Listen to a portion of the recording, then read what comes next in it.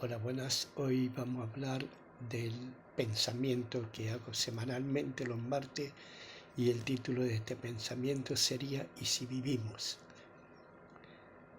Así que vamos a leer Romanos 14:8 que dice, sea que vivamos o que muramos, del Señor somos.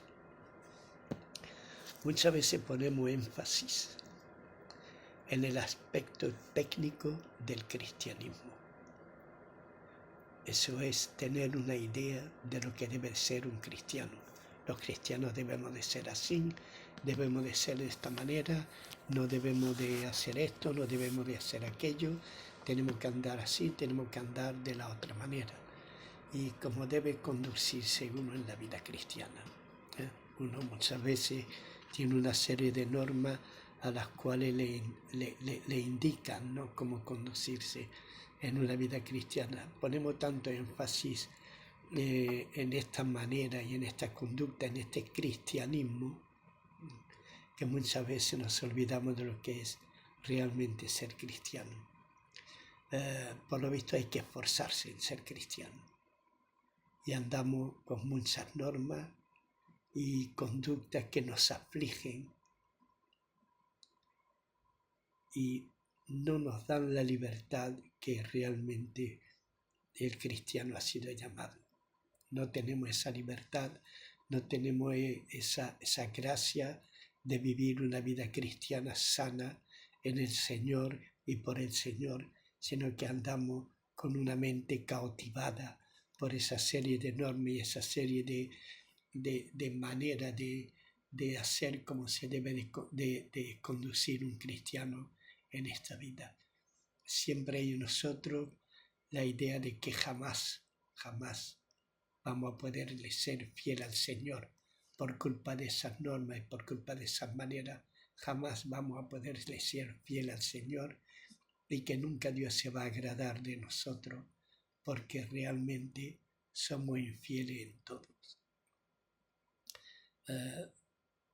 Muchas veces al ver las normas y las maneras de conducir, de no haga esto, no haga aquello, ten cuidado con esto, vístete de esta manera, peínate de esta manera, una serie de normas y de cosas que muchas veces nos afectan, ¿no?, a la vida del cristianismo, no nos dan la suficiente libertad para vivir realmente en Cristo, ni nos da la libertad de saber agradar a Cristo en todo.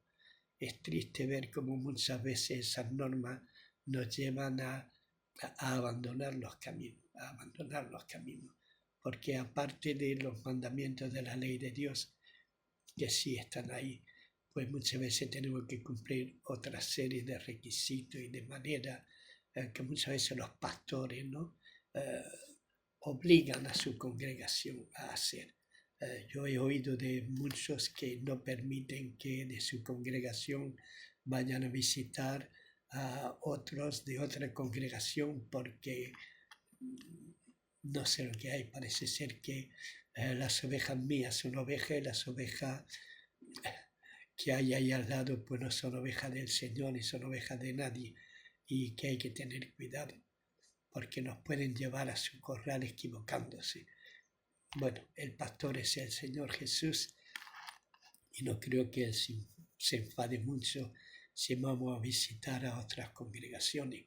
Los pastores muchas veces sí se ofenden cuando ocurren estas cosas, pero yo muchas veces pienso que si uno va para oír la palabra de Dios y la palabra de Dios es viva y es fuente de vida, yo creo que no se debería de impedir a nadie poder asistir a otras reuniones en vez de estar perdiendo el tiempo haciendo otras cosas.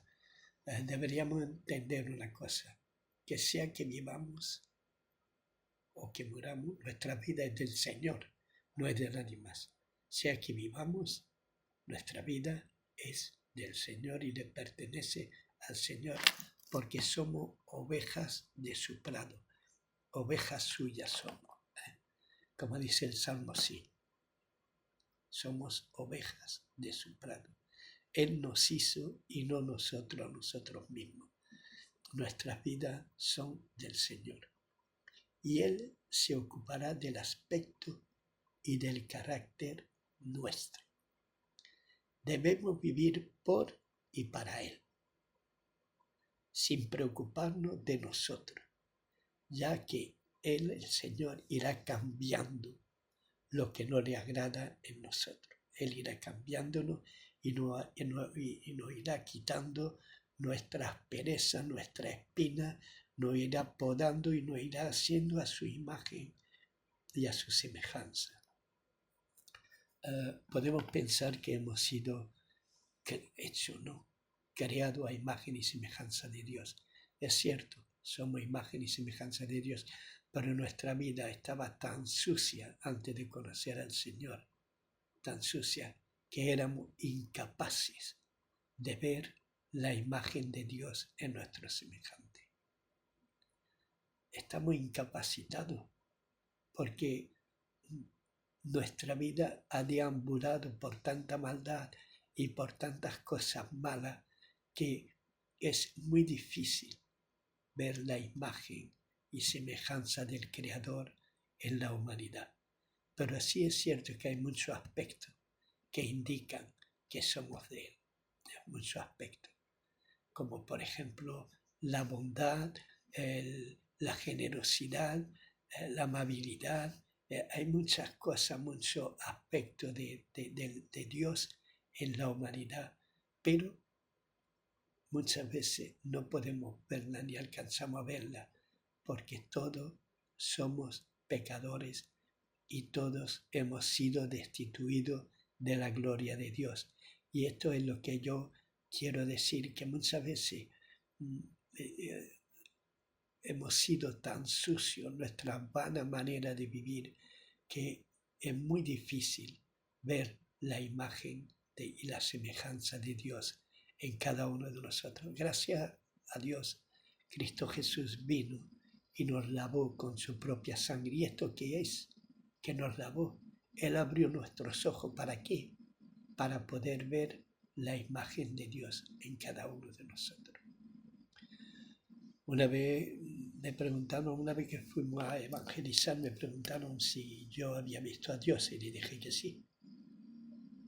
Me dijo, ¿que tú has visto a Dios? Digo, sí. Me dice, ¿y dónde lo has visto? Digo, no, lo veo en mis hermanos, en la manera que ellos han tenido de cambiar por el poder de Dios en sus vidas. En cada uno de ellos veo yo a Dios, en cada uno de ellos. El chico se quedó un poco sorprendido y dice, sabia respuesta. No, no era sabia respuesta, es una realidad. Yo puedo ver a Dios ¿en qué? Porque lo veo en cada uno de mis hermanos, porque todos somos imagen y semejanza de Dios. Es decir, cuando veo a un hermano mío, veo a Dios mismo. Cuando amo a un hermano mío, amo a Dios mismo. Y todo esto es necesario que lo entendamos. Nuestra imagen, nuestra semejanza es de Dios. Dios vive en medio de su pueblo. ¿Por qué? Porque en cada uno de nosotros podemos ver la imagen y la semejanza de Dios. Así que, sea que vivamos, sea que moramos, somos del Señor y el Señor está en nosotros. Así que Él va a ir quitando las cosas que no le agrada y va a ir haciéndonos a su imagen y semejanza. Bueno, ahora bien, muchos de nosotros no andamos a la luz de la cruz ni de Cristo, sino a la luz de las normas y leyes que nos estrujan y que hacen que el camino sea duro y difícil.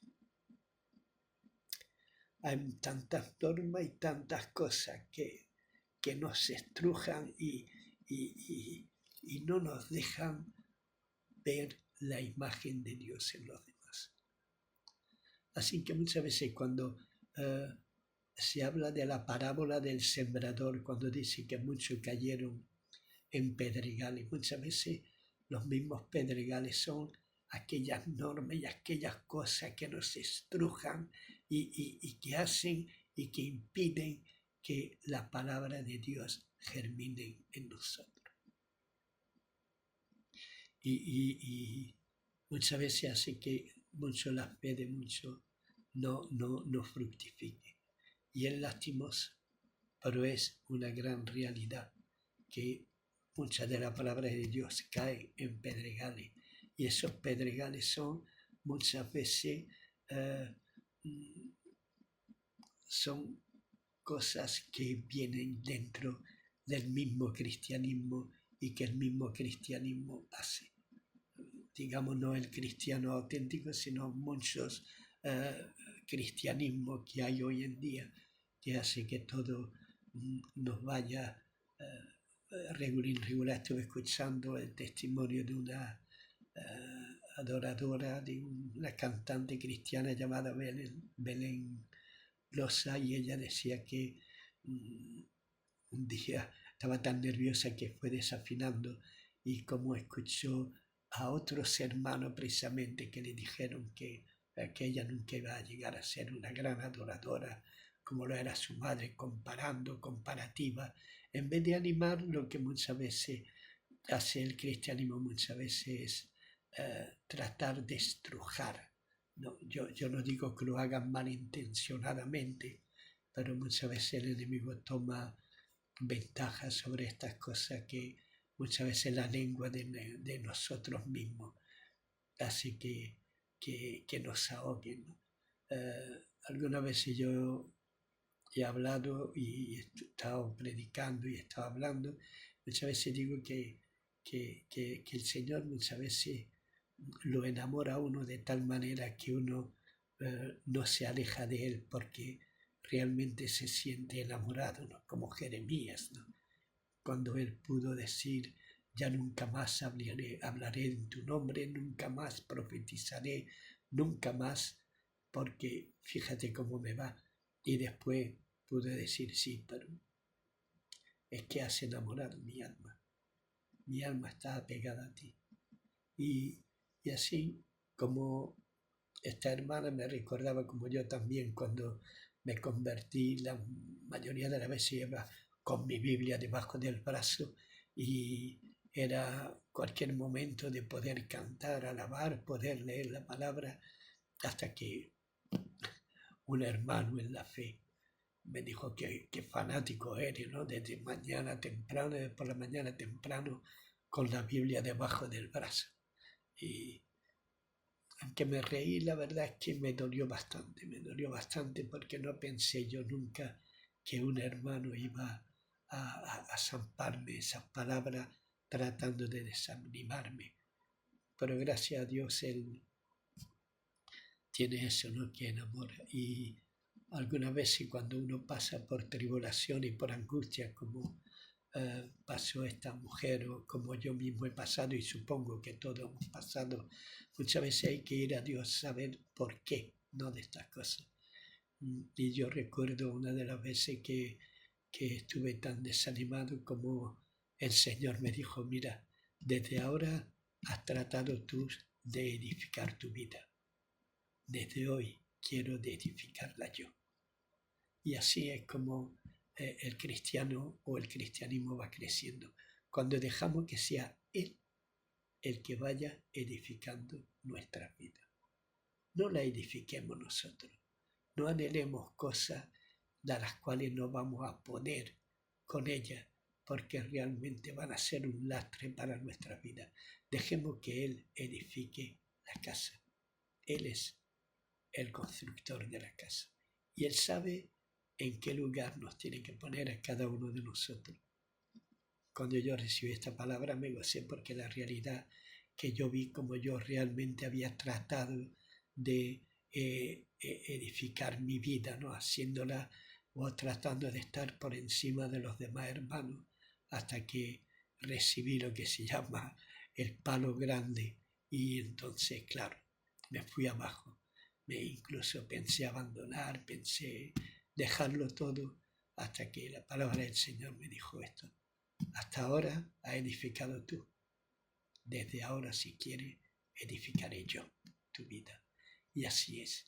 Eso es lo más bueno, cuando Él es el que edifica nuestras vidas. Una vez me llamaron estando pastoreando en la iglesia en Torres del Mar.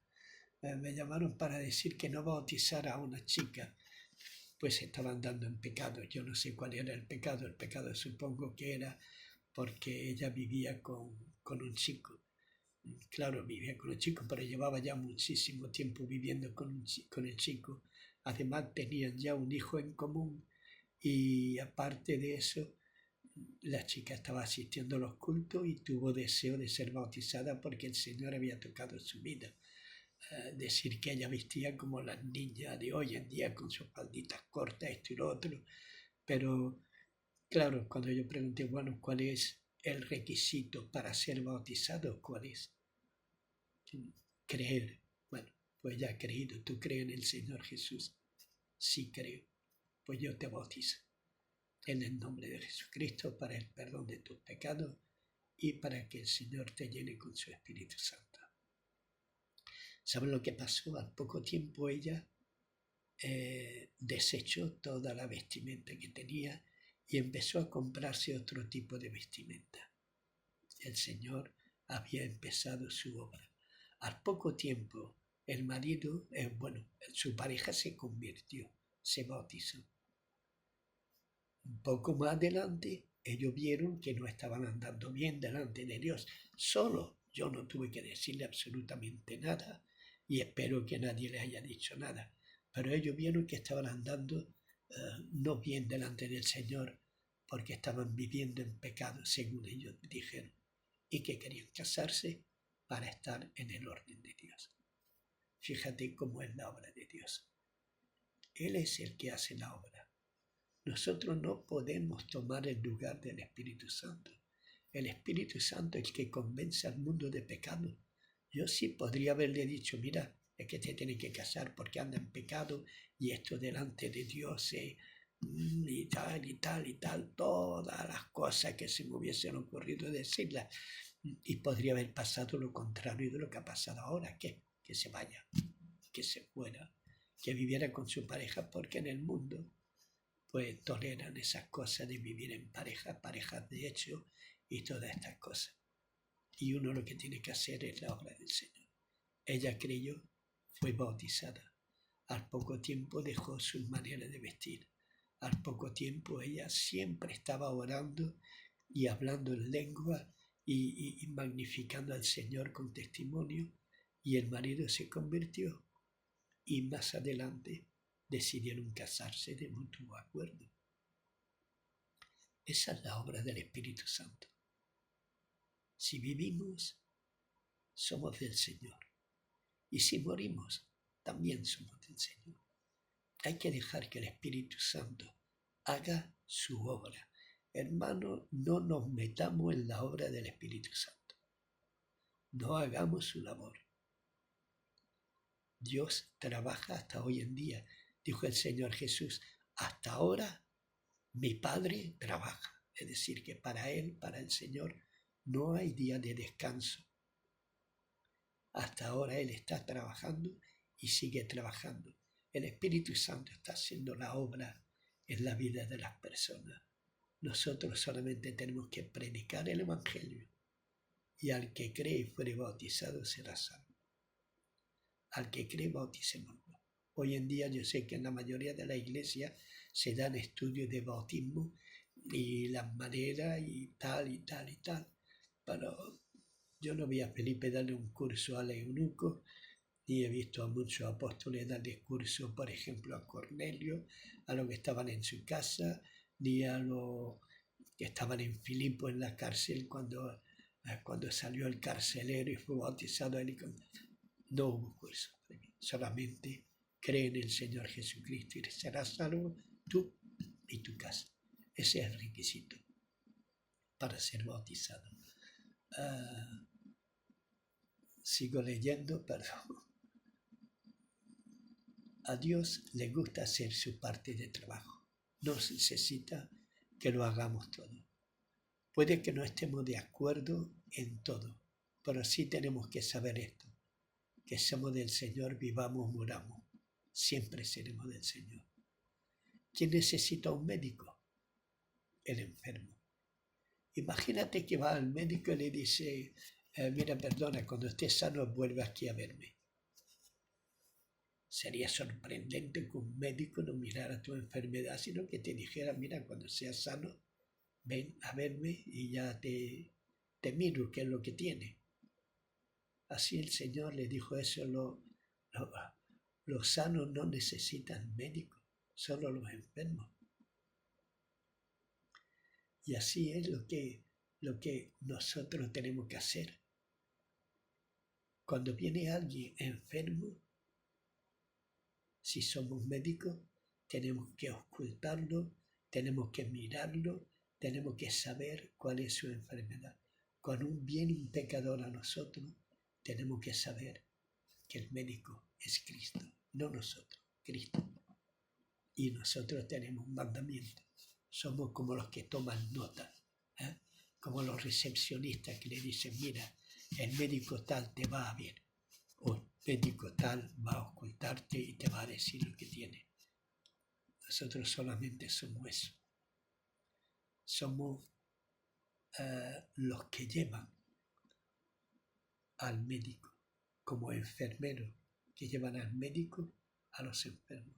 Los que tienen pecado, tenemos que llevarlo a la cruz de Cristo. Allí es donde ellos van a recibir la sanidad.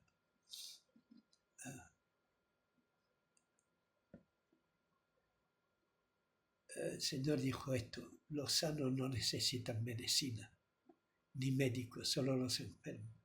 El Señor tendría, según nosotros, que haber predicado a los listos, a los sanos, a los religiosos y no a la plebe. No sé qué clase de cristianismo profesamos, pero vivamos para Él y por Él. Y si morimos, alegrémonos por partir con el Señor. Muchas veces nos entristecemos cuando estamos cerca, estamos enfermos o vemos la muerte de cerca. Y el miedo a la muerte que Cristo ya venció. Miedo a la muerte, hermano, es algo terrible. Tenemos que confiar que el Señor venció la muerte y que Él nos lleva con Él. Si Él la venció, y solo es dormir hasta que Él, a estar con Él, dormir solo para estar con Él hasta que Él venga. Como dice también el Señor, deja a los muertos que entierren a sus muertos. Tú y yo alegrémonos por ir a estar en su presencia. Alegrémonos, sea que vivamos, sea que moramos, somos del Señor y esa confianza tenemos que tener. No debemos tener miedo, sí es cierto que todos nosotros tenemos un poquito de respeto a la muerte, pero tenemos que pensar eso, que es solamente un sueño hasta que Él nos levante y estemos con Él para siempre. Hermano, Shalom, Maranatha, y que Dios les bendiga. El Señor viene en breve.